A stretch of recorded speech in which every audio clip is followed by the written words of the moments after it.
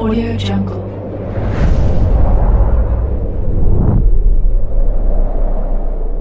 Yo, balik lagi bersama Mimin di Manhwa TV. Kali ini kita akan lanjutkan pembahasan dari cerita I'm Trapped in This Day for 1000 Years. Mimin infokan kembali bagi teman-teman yang ingin menonton video terbaru lebih cepat, silahkan bergabung menjadi member di channel ini dengan biaya 5k per bulannya. Jika tidak, teman-teman bisa bersabar lebih dulu selama 2-3 hari untuk menonton video tersebut. Tanpa berlama-lama, yuk kita masuk ke disclaimer dulu.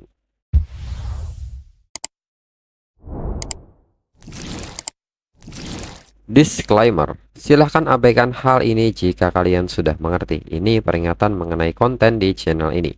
Video ini berisi alur cerita komik yang mempermudah bagi teman-teman untuk mengetahui isi ceritanya dan memahami alur ceritanya. Jika ada kesamaan tokoh, tempat, maupun isu yang sedang hangat, itu benar-benar tidak disengaja. Dan peringatan bagi teman-teman untuk tidak mencontoh atau meniru perkataan maupun perbuatan yang tidak baik yang ada di video ini. Karena cerita ini hanyalah fiktif belaka. Jika mengerti, yuk kita masuk ke ceritanya. Pada saat itu, album baru dengan kualitas luar biasa akan dirilis. Jika popularitas saat ini terus berlanjut, kekacauan audio yang bocor tidak akan menjadi masalah. Dan sepertinya dirinya menuduh Wuchen main-main kemarin. Dirinya harus meminta maaf dengan tulus kepada Wuchen untuk hal ini. Lalu Yu Xiaohu pun mengatakan bahwa ini seperti yang diharapkan dari Wuchen. Semua perhatian tertuju pada lagu baru Chen Wu, dan hampir tidak ada yang memperhatikan bocoran album baru. Wuchen pun mengatakan bahwa saat ini hanya ini yang bisa dirinya lakukan. An Menglan sudah bekerja keras beberapa hari terakhir untuk merekam lagu-lagu untuk album barunya sebanyak mungkin. Wuchen pun meminta mereka untuk ingat agar mempostingnya lebih awal. Lalu An Menglan pun bertanya, apakah yang hendak Wuchen lakukan sekarang? Wuchen pun menyebut bahwa ada hal lain yang harus dirinya urus. Jadi dirinya harus pergi lebih dulu.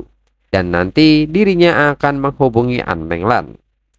Lalu 1 jam kemudian, restoran barat bunga iris di distrik Dongfu, Shanghai. Wuchen pun mengatakan kepada Xiao Die bahwa ini adalah skrip film yang dirinya tulis beberapa hari yang lalu. Wuchen pun meminta Xiao Die untuk mengambilnya dan memberikannya kepada Mao Rusong saat dia tiba. Xiao Die pun bertanya mengenai skrip film ini. Ini adalah bahan utama untuk proyek baru perusahaan. Xiao Die pun bertanya mengapa Wuchen tidak menanganinya sendiri.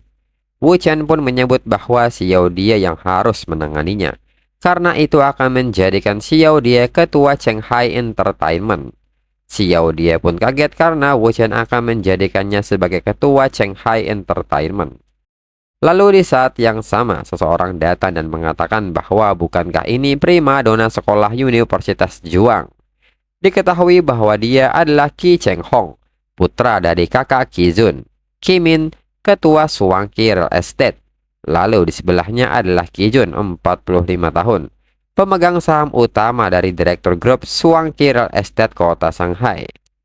Qi Chenghong pun seketika menyapa Xiao Die, karena sudah lama sejak terakhir kali dirinya melihatnya. Ternyata Xiao Die bersama pria kaya raya. Padahal dirinya pikir kalau Xiao Die akan menemukan seseorang yang lebih baik dari dirinya karena Xiao Die menolak dirinya. Wuchen pun seketika meminta Xiao Die untuk tidak khawatir dan abaikan saja dia. Lalu Qi Chenghong pun meminta pendapat dari pamannya yaitu Qi Zun tentangnya. Apakah dia imut? Dia ini prima dona sekolah. Qi Jun pasti tahu Xiao Die. Dia adalah wanita yang pernah dirinya ceritakan kepada Qi Jun.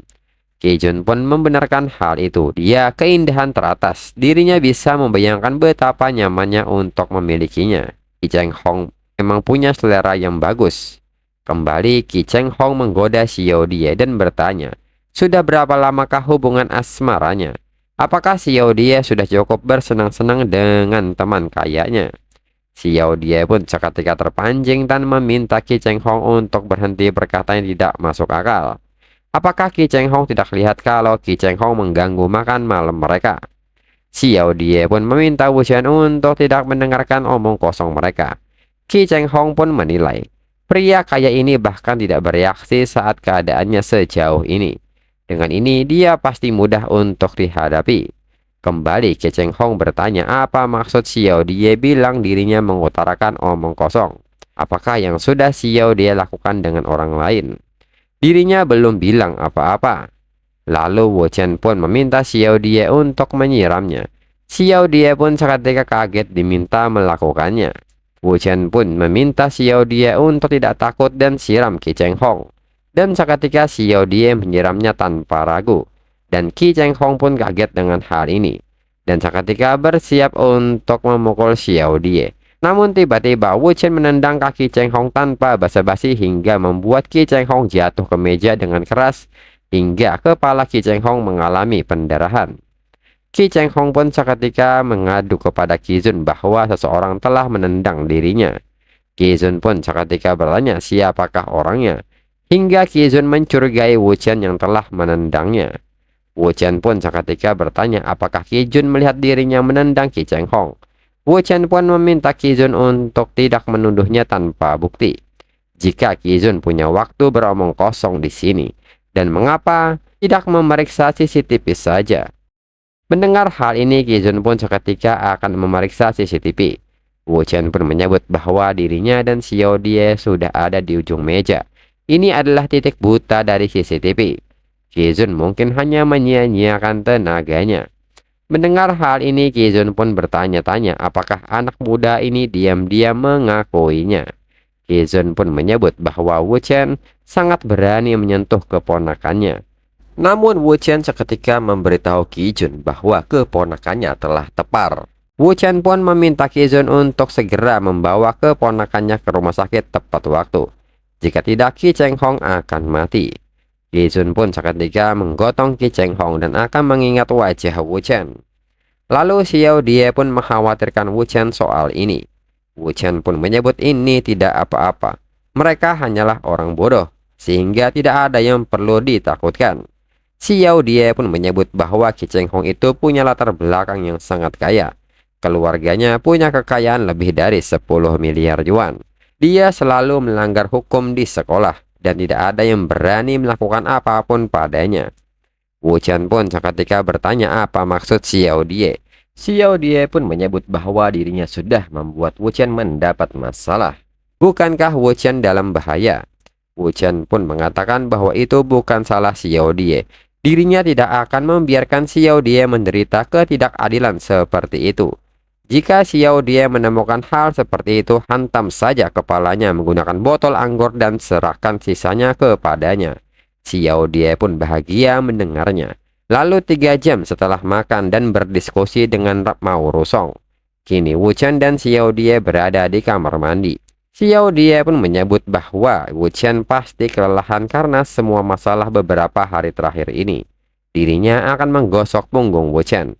Namun Wu Chen juga menyebut bahwa Xiao Die juga sudah bekerja keras. Maka Xiao Die jangan melakukan apapun. Dan meminta Xiao Die untuk masuk. Mereka akan melakukannya bersama-sama dan menghilangkan semua stres dari beberapa hari terakhir ini. Lalu di saat yang sama, An Meng Lam mengirim pesan kepada Wu Chen untuk mengajaknya mengobrol. Karena Wu Chen sudah kembali ke kota Shanghai. Dirinya punya waktu untuk makan besok sesuai tugasnya sebagai tuan rumah Wu Chen. Serta ada beberapa hal yang ingin dirinya diskusikan dengan Wu Chen. Besoknya, Wu Chen pun mengajak Xiao Die ke Shanghai Entertainment hari ini. Saat Mao Rusong membawa Xiao Die melalui programnya, ada urusan lain yang harus diurus. Dirinya akan menjemput Xiao Die sore nanti. Lalu di saat yang sama, sekelompok orang mencegat Wu Chen dan bertanya apakah Wu Chen berhutang uang atau berhutang nyawa pada seseorang. Serta orang itu bertanya bisakah Wu Chen ikut dengan mereka. Ada yang ingin mengobrol santai mengenai masalah utang piutang dengan Wu Chen. Wu Chen pun seketika menyebut bahwa dirinya tidak tahu siapa yang mengirim mereka ke sini. Tapi dirinya sangat sibuk hari ini dan tidak punya waktu untuk bermain dengan mereka. Orang-orang itu pun seketika maju menyerang Wu Chen dan mengatakan bahwa itu bukan permintaan serta mengajak teman-temannya untuk menghajarnya bersama-sama. Namun Wu Chen mampu merespon serangan mereka dengan baik dan memberikan serangan balik. Wu Chen pun meminta Xiao Die untuk mundur dan menjatuhkan mereka satu persatu. Hingga salah seorang menyebut Wu Chen benar-benar pandai bertarung. Dan nyatanya orang ini telah mencengkram Xiao Die, serta mengancam Wu Chen. Jika Wu Chen berani bergerak, dirinya akan menggores wajah wanita ini. Namun dengan cepat Wu Chen mengambil ponsel di sakunya dan melemparnya, hingga tepat mengenai wajah orang itu. Wu Chen pun segera merangkul Xiao Die dan bersyukur Xiao Die tidak terluka. Setelahnya Wu Chen pun mengajak Xiao Die untuk melihat dalangnya, apakah Ding Ruilong atau orang lain. Dan setelah diperiksa isi ponselnya, ternyata ini adalah si Marga Qi. Mengetahui hal ini, Xiao Die pun meminta maaf dirinya menyebabkan masalah untuk Wu Chen. Wu Chen pun menekankan bahwa itu semua bukan salah Xiao Die. Dalam pikiran Wu Chen pun menyebut mereka berani melecehkan Xiao Die berulang kali. Sepertinya dirinya tidak bisa membiarkan si Marga Qi ini. Kemudian Wu Chen bersama Xiao Die menemui Tang Jingbin dan Guru Wibo. Tang Jingbin pun tidak menyangka Wu Chen datang menemui dirinya ke Shanghai. Maka dirinya harus mentraktir Wu Chen makanan. Lalu Tang Jingbin pun juga bertanya mengapa Guru Wibo ada di sini. Wu Chen pun mengatakan kepada Tang Jingbin bahwa dirinya lah yang memanggil Guru Wibo. Dirinya hampir tahu bahwa mereka hampir siap menghadapi keluarga Liu. Begitu pula keluarga Li mereka. Sebelum itu dirinya ingin memberi mereka dua hadiah besar. Wu Chen pun bertanya apakah mereka berdua familiar dengan real estate Suwang Qi. Tang Jingbin pun menyebut bahwa dua saudara dari keluarga Qi baru saja mengakuisisi tanah seluas 3 hektar di kota Shanghai. Tidak ada yang lain. Guru Wibo menyebut bahwa mereka tidak mendapat dukungan dari keluarga mereka dan dikabarkan kalau mereka hanyalah wakil dari pemimpin lama. Wu Chen pun menyebut saat pemimpin lama tamat, perkembangan mereka akan berakhir. Ini semua hal kotor dari Qi bersaudara. Jika mereka mengambilnya, mereka pasti bisa mengambil alih real estate Suwang Qi senilai 10 miliar yuan. Tang Jingbin pun kaget soal mengambil alih real estate Suwang Qi ini. Guru Wibo pun juga menyebut bahwa itu sangat besar. Guru Wibo pun bertanya apakah Qi bersaudara menyinggung perasaan Wu Chen. Wu Chen pun menyebut bahwa dirinya hanya tidak tega melihat mereka menimbulkan masalah di sana-sini. Wu Chen pun bertanya apakah mereka tertarik atau tidak dengan hal ini. Tang Jingbin pun menyebut untuk bisnis dengan sedikit atau bahkan tanpa resiko semacam ini, mereka tak perlu ragu. Guru Wibo pun mengatakan jika mereka mengikuti Tang Jingbin, mereka mungkin akan menyelesaikannya dalam waktu 3 hari. Wu Chen pun seketika bertanya apakah dengan bisnis ini, keluarga Gu dan Tang bisa dianggap setengah sekutu. Tang Jingbin pun bertanya tentang apa yang Wu Chen katakan. Bagaimanapun ini masihlah bisnis yang bernilai miliaran yuan. Dengan ini, Tang Jingbin mengajak Guru Wibo bersulang untuk aliansi antara dua keluarga mereka. Setelah selesai, suara Guru Wibo akan menjadi lebih penting di keluarganya. Guru Wibo pun mengatakan jika Tang Jingbin memerlukan bantuan di masa depan, beritahu dirinya, dan dirinya pasti akan melakukannya. Tang Jingbin pun mengerti dan tertawa puas mendengarnya. Lalu Wu Chen pun menyebut bahwa yang terbaik bagi keluarga Gu adalah tidak terlibat dalam urusan dengan keluarga Liu. Bahkan jika di masa depan ada rumor bahwa keluarga Tang dan Gu saling mengambil keuntungan, dan keluarga Tang dan Li mengacaukan keluarga Liu, keluarga Ding tidak akan berpikir sebaliknya. Mendengar hal ini, Guru Wibo pun tidak menyangka ada makna yang lebih dalam di baliknya. Tang Jingbin pun tertawa menanggapinya. Ini sepertinya diharapkan dari Wu Chen. Sungguh orang yang bijaksana. Lalu 3 jam kemudian setelah mereka bertiga selesai makan dengan gembira, Wu Chen pun meminta Xiao Die untuk tidak khawatir lagi tentang Qi Cheng Hong dan pamannya Qi Zun di masa depan. Xiao Die pun mengatakan bahwa sebenarnya dirinya bukan siapa-siapa. Dirinya hanya tidak suka mereka mengganggu Wu Chen. Lalu di saat yang sama, Li Ruobing pun menelpon Wu Chen dan mengatakan bahwa Wu Chen tidak menelpon dirinya selama 2 hari. Dan pergi menyebabkan keributan besar bahkan tanpa sepatah kata pun. Wu Chen pun seketika bertanya apa yang Li Ruobing bicarakan. Lalu Li Ruobing pun membacakan berita mengenai lagu baru An Menglan yang dirilis. An Menglan menghasilkan 600 juta dalam 1 hari. Dan berita eksplosifnya, Chen Wu sendiri yang menulis lirik dan musik untuk album Ang Menglan. Dengan ini, Li Ruobing pun bertanya, meskipun dirinya sudah tahu jawabannya, guru Chen Wu yang berusaha keras untuk An Menglan tidak sabar untuk segera melakukan debut. Mendengar hal ini, Wu Chen pun tidak menyangka album An Menglan sudah rilis. Wu Chen terlalu sibuk hari ini, jadi dirinya tidak sempat memeriksanya. Li Ruobing pun meminta Wu Chen untuk cepat kembali setelah Wu Chen menyelesaikan tugasnya. Hal-hal yang lebih besar menunggu Wu Chen di rumah. Keesokan paginya, An Menglan kembali menelepon Wu Chen. An Menglan pun memberitahu Wu Chen bahwa ada sesuatu yang tidak beres, serta bertanya apakah Wu Chen sudah melihat trending topik hari ini mengenai si jajingan Chen Wu selingkuh, dan An Menglan mengetahuinya. Wu Chen pun mengetahui kecuali fakta kalau dirinya membawa pacarnya ke perusahaan Menghua An Menglan. Semua hal lain di postingan itu dibuat-buat.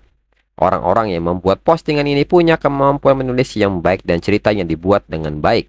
An Menglan pun bertanya apakah Wu Chen benar-benar masih bercanda. Wu Chen pun mengatakan mengingat album baru An Menglan berjalan baik, beberapa orang pasti menyewa troll untuk mengacaukan An Menglan. Cerita palsu ini tidak bisa dibuktikan dan akan segera sirna. An Menglan pun menyebut bahwa saat ini ada banyak jurnalis di luar perusahaan. An Menglan pun bertanya haruskah dirinya membuat pernyataan online untuk mengklarifikasi hal itu. Dalam pikiran An Menglan, penyebab rumor tidaklah menakutkan, tapi bagaimana jika mereka mengetahui tentang dirinya dan Wu Chen? Apakah dirinya benar-benar harus berlutut dan meminta maaf kepada Li Ruobing? Lalu Wu Chen pun menyebut bahwa dirinya tahu apa yang An Menglan khawatirkan. Namun Wu Chen meminta An Menglan untuk tidak takut. An Menglan dan perusahaan tidak boleh mengatakan apapun secara online. Yang paling penting sekarang adalah segera menangkap asisten perusahaan An Menglan di Departemen Seni Pertunjukan, yaitu Chu Jie dan Lu Xicheng dari Departemen Hubungan Masyarakat. Mereka menjual pesan An Menglan secara pribadi, dan merekalah yang membuat postingan itu. An Menglan pun seketika kaget mendengarnya. Wu Chen pun bertanya apakah An Menglan tidak percaya.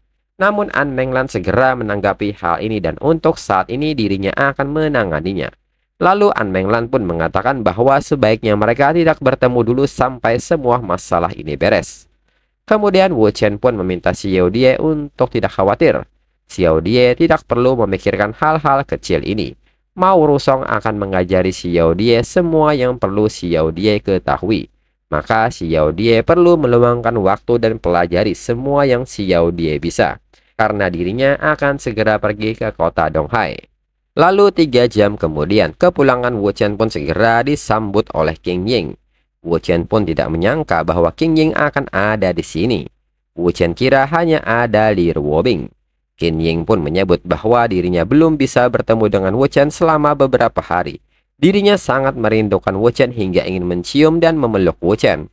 Melihat hal ini, Li Ruobing menilai bahwa Qing Ying biasanya wanita normal. Tapi jika menyangkut Wu Chen, dia menjadi tidak normal. Kemudian Wu Chen meminta Li Ruobing mengatakan kepadanya apa yang terjadi. Bahkan Qing Ying pun harus datang. Li Ruobing pun meminta Wu Chen menanyakannya sendiri. Wu Chen pun seketika menatap Qing Ying. Dan Qing Ying pun seketika berbisik bahwa dirinya ingin punya bayi. Wu Chen pun seketika terdiam mendengar permintaan Qing Ying dan menatapnya. Li Ruobing pun juga ingin mendengar respon Wu Chen mengenai hal ini. Wu Chen pun seketika menyebut bahwa Qing Ying mungkin tidak akan punya cukup energi untuk mengurus perusahaan saat Qing Ying hamil. Qing Ying pun menyadari hal itu, tapi Qing Ying hanya ingin punya anak dengan Wu Chen. Dalam pikiran Wu Chen, hubungannya dengan Qing Ying tidak bisa dipublikasikan sekarang, dan bahkan di masa depan juga akan sangat sulit melakukannya. Alangkah baiknya jika dia punya anak untuk menemaninya dan membuatnya lebih bahagia. Atas dasar pemikiran ini, Wu Chen pun setuju dan mereka akan melakukannya. Qing Ying pun sangat senang mendengarnya dan menyebut bahwa Qing Ying akan kembali untuk merawat tubuhnya dengan baik dan juga untuk mempersiapkan kehamilannya. Dirinya akan menelpon Wu Chen jika dirinya sudah siap dan seketika pamit. Li Ruobing pun menyebut bahwa Qing Ying sungguh terkesan. Wu Chen pun menyebut bahwa Qing Ying sepertinya terburu-buru. Apakah Li Ruobing juga sedang terburu-buru? Li Ruobing pun mengaku bahwa dirinya juga terburu-buru, tapi dirinya sangat ingin bertemu dengan orang tua Wu Chen. Jadi jika tidak ada kegiatan lain hari ini, maka dirinya ingin mengajak Wu Chen menemui orang tua Wu Chen. Mendengar hal ini, Wu Chen pun menilai bahwa sepertinya permintaan King Ying memberikan sedikit rangsangan pada Li Ruobing dan membuatnya ingin memantapkan posisinya. Melihat respon Wu Chen yang tertawa, Li Ruobing meminta Wu Chen untuk tertawa sepuasnya asalkan mereka pergi sekarang. Kemudian berpindah ke suatu tempat, Li Ruobing pun bertanya apakah Wu Chen tumbuh besar di sini. Wu Chen pun seketika bertanya apakah Li Ruobing tidak suka. Li Ruobing pun mengatakan bahwa tidak ada yang tidak dirinya sukai dari Wu Chen. Dirinya hanya berpikir ini aneh. Bagaimana mereka bisa membesarkan lelakinya menjadi pria yang baik dalam lingkungan seperti ini? Wu Chen pun tersenyum dan menyebut bahwa mungkin dirinya memang seorang jenius. Segera, Li Ruobing meminta Wu Chen mengajaknya masuk dan mengenalkannya kepada orang tuanya. Kemudian Wu Chen pun kini mengenalkan Li Ruobing kepada ayah dan ibunya. Orang tua Wu Chen pun segera mempersilahkan Li Ruobing untuk masuk dan bertanya mengapa mereka repot-repot membeli banyak hal. Lalu di saat yang sama, seseorang juga datang mengetuk pintu rumah orang tua Wu Chen. Segera ayah Wu Chen datang dan bertanya siapakah itu, dan ternyata itu adalah teman dari ayah Wu Chen. Ayah Wu Chen pun bertanya mengapa dia kembali. Pria tua ini pun menyebut bahwa ada sesuatu yang ingin dirinya katakan kepadanya. Namun di saat itu pria tua ini pun kaget melihat Li Ruobing dan memanggilnya dengan sebutan Bos Li. Ayah Wu Chen pun seketika bertanya-tanya apakah yang dimaksud temannya itu adalah pacar Wu Chen. Pria tua ini pun menyapa Li Ruobing karena mungkin Li Ruobing lupa dan dia adalah Chen Jie dari Shengye Chemical. Lalu Chen Jie pun bertanya hubungan apa yang Li Ruobing miliki dengan Wu Chen. Li Ruobing menyebut bahwa Wu Chen adalah pacarnya. Lalu ayah Wu Chen pun meminta temannya dan Li Ruobing untuk segera duduk. Lalu di saat itu Chen Jie berbisik kepada ayah Wu Chen dan menyebutnya beruntung. Wu Chen baru saja lulus kuliah dan Wu Chen sudah menjadikan seorang miliarder dengan latar belakang luar biasa sebagai pacarnya. Ayah Wu Chen pun seketika kaget mendengar kata miliarder ini. Dan chapter berakhir.